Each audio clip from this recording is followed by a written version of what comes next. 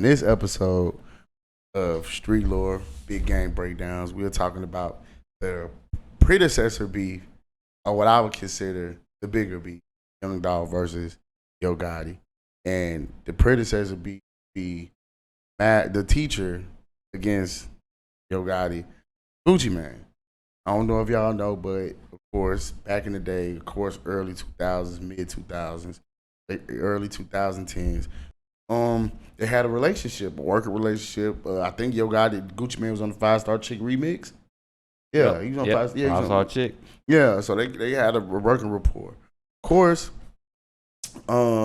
things get different, things get weird, timelines get sent off. So I don't want to be wrong or right, but I will say I don't like putting B before A or A before any other letter in the alphabet without having my facts too straight. But what I do know is they fell out at some point. And around the time they fell out, if you look at the interviews, if you see around the time they fell out, who was under a tutelage of more seasoned Gucci Mane? Gucci Mane a lot. He come to Memphis or he was in interviews in Atlanta, he was taking Dolph with him. He was having Dolph slide with him. He was having Dolph come to the interviews with him. He had Dolph going to different places. Gucci basically put Dolph in position. Gucci basically put Dolph in position, and it's well documented. Everybody say that. Everybody know, man, the only reason why Dolph didn't sign to Gucci because he just was like, he respected what he wanted to do on his own. But he respected that so much, he wanted to help him more because he was like, this man was like, what? Who does this? Like, this nigga like want to be a boss in his own right and like everything. But if you notice at the end of the day, whatever artist that Dolph didn't take really went to go with Gucci. Or whoever Gucci didn't mess with really went to Dolph. So they had that minor, I like to call it minor league to pro system going on. You know what I'm saying? Yep. So with that being said, they was at the radio station. I'm sure y'all seen the now infamous interview with Dolph at the radio station with the green sweater on. Gucci with the red sweater, and they basically talking about what happened. Dolph got the green hoodie on. Yeah. Somebody's gonna hear this record and they're gonna think that you're talking crap about Gotti and these other cats. And when I said Gotti was cool until he turned into a buster. Right. So I wasn't saying that we wasn't even cool. I said we was cool until this point right here. Right. But that's my point. So what actually happened at that point that you felt like that about Gotti? My main problem with him was they dropped this mixtape on 1017 and tried to like ride my wave. You know what I'm saying? Like he was an artist of mine and we get some kind of money together. So I just felt like, for an artist to drop their mixtape on 1017, you know what I'm saying? Which is my label on the day that I drop all my label may drop their mixtape on 1017. Why would you drop it if you ain't on 1017? And when I call you as my partner to ask you why you did, you say, oh, I didn't know you were dropping the mixtape. Now the whole world know I'm dropping this mixtape. I'm promoting this mixtape. But me and you on the top of World Star, you with a freestyle and me with a video. But you say you're unaware that this mixtape gonna come. And I got a banner that says come out 1017. And basically what they talking about, you know what I'm saying? Basically what happened with the 1017 dates. I always say this. I feel Keisha Kaur had messed with with Yo Gotti before. So you trying to say that Keisha Kaur smashed Yo Gotti and that's why Gucci mad? That's definitely why it happened. Oh man, that's definitely why it happened. Everybody know that's why it happened. And I think like once they feel like they done hit your broad or your female, they feel like they can play with you a certain kind of way. Oh, that's any man. Let's just be real. We got egos. Yeah, so I know how dudes is because dudes done tried it with me before. But I be like, man, I got like 10 baby mamas, bro. You'll be out of luck trying to figure out which one I love. Like, you might get your heart broke trying to mess with all these different women, different personalities. You might get your heart broken, your ego stumped. Ain't no telling, bro, but go for it. At the end of the day, the beef, it wasn't necessarily the Ken is back. It's like, man, this my homie. Like, if I see P-Joe into it with somebody, or I see my homie into it with somebody that I rock with, and I'm seeing you study taking these pics and these little digs, and then we low key really got issues over here anyway. Cause you really I'm cool with you, but the dude I'm really rocking with, he really got a point. Like, you really over here just picking that. Gucci Aquarius, bro. I'm Aquarius too. We only gonna let it go for so long. Like, we only gonna go for so long. We only gonna let things go to a hilt for so much. Then when we start lashing out, and when we start ranting and raving and snapping, then everybody looking at us like we crazy. Like when I was going through it on Instagram and Facebook and social media, whatever, it was people, oh, you going on Facebook, going off, you going live, you doing this, you doing that. And I'm like, bro, at the end of the day, nobody was saying nothing when nobody was bothering me. When people was bothering me, nobody said anything until I had to bug up. And I know Gucci definitely still and was the type of nigga, clean or not. He type of nigga like, bro, I'm gonna let you do so much. And so you making little insinuations, you done hit my little female, you done did this, you done did that. And then Gucci done admitted himself when he was ranting on Twitter back in the Gap that he hit Keisha Kill. Okay. Yeah. So did that also spawn even more to where you got?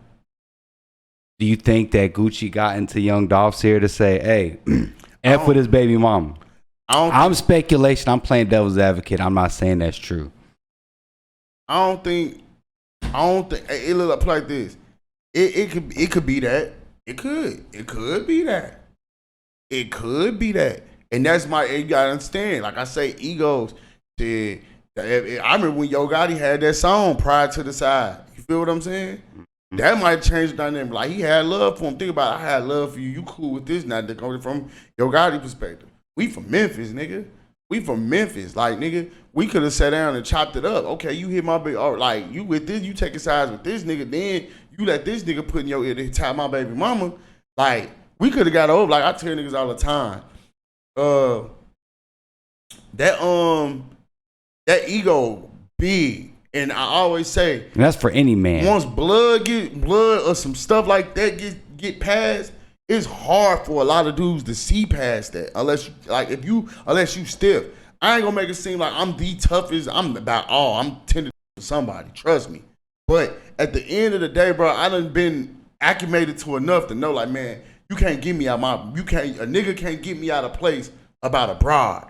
Cause I know, like, it's trade of commerce, nigga. One coming, one going, and that's just how that go. So. Especially if I feel like if you in that category where you getting money, they come with it. Chase the paper, they come with it. I saw a lot of people saying, and I hate to cut you off, but they were saying that Young Dolph was mad that, and this isn't like, of course, it's just both of them looking on the outside in. Young Dolph was more mad because Gotti was the man in Memphis, and then Dolph on Gotti, and then Gotti was more to Dolph like, oh, this dude's a threat. That's what a lot of people have been saying in the comments. Do you believe with that? Do you think that both of them thought that they were a threat to each other in the music game? Yeah, I mean, that's anywhere. That's anywhere, man. Healthy competition. That's anywhere, especially when you into it with dudes that you done been around forever. Yeah, it come with it. It's gonna come with it. It naturally come with it, man. It naturally come with it. It naturally come with it. It come with the territory. It's like you easily how can I say it? That's like with podcasting. I ain't gotta say it more than once. I ain't gonna say no names. Just like for instance, I seen a certain podcaster. I'm gonna say any names because I don't want to make it seem like it's an issue. I seen a certain podcaster after we did the Yo Gotti Young Dolph breakdowns and all that, Big Juke and all that. We was talking about that. First thing I look and see this certain podcast says, oh, after these topics up, y'all ain't gonna have no substance. But the way he was masking it, you would think he talking about multiple people, but you know where the shot's going. You get what I'm saying? And I didn't even respond or didn't even feel to respond about it. I'm gonna say something now because I unknowingly never looked at this man like a threat. And for you to say that, you see something.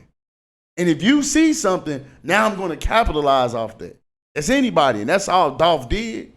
For you to feel this way, or for you to come like this, yeah. Or for you to immediately just see me taking stands with this nigga and you feel some way, yeah. Like, I ain't never did nothing to that certain podcaster. But for me to see, like, for you to make that statement, you felt sour about something. I feel like Play With Yo made it worse than what it was. Like, to me, Dolph kicked it off after the spark, of course. I've kicked it out, but there's anybody like I thought, man, that's just young, but that's just the way of the law of the jungle almost, or not even just the jungle. Just you see somebody you look up to playing with a nigga, 9 times out of 10 you gonna start playing with that nigga too if you don't know no better. You know what I'm saying? And like I said, if I fuck with somebody tough enough and I see you into it with this nigga, and I'm holding down this part of, I'm holding down the city on my end, and I'm cool with this nigga. Yeah, we got a problem. Now, anything extra, yeah, I'm adding fuel to the fire, but I feel like it was a mutual thing. It's just blood spill now. Blood spill now. Too much of them been passed for it to ever be reconcilable. It'll never be reconcilable. If you gonna do dirt, you gotta be ready for that shit to come back to you. If you playing in the streets, come on, it's your Gotti. You know he hitting different females, man. Baby mama don't care. You gotta think, you gotta get these women, man. I know for a fact. The one person I know, even together or not, I know for a fact it's certain niggas she done turned down, and she ain't owe me no loyalty to do that. Cause I done did the fool on her. She ain't owe me no loyalty, but she rock with me so tough, and she know what's going on. She ain't never put that on me. So it's different. Now, if it would have happened, I'd be like, all right, cool, like whatever. Like at the end of the day, because I know, man, I done put that out there. I ain't saying I deserve shit, but I done put that out there. So like, you do dirt, you get dirt. That's just the way I think. That's just the way I roll. I always thought like this since I was a little nigga. My mama taught me like, bro, like anything in beef, street, whatever you got going, just on some real shit, like you got to be ready for that to come back tenfold. Like every dog got his day. If you out here, man, you out here doing what you doing. That's why most niggas stay single for so long, because they be afraid of the day they gon' chill and they gon' get did wrong. So they rather not worry about that. It's something he could have let go, but he didn't, because that pride and that ego be a mug. So all I'm gonna say is y'all subscribe, like, watch, check out, and y'all make sure y'all get it in. Hey man, it's your boy Big Gang. You tapping into Pop Austin Media. You like that content? Man, hit that like, subscribe button, and get in tune for sure.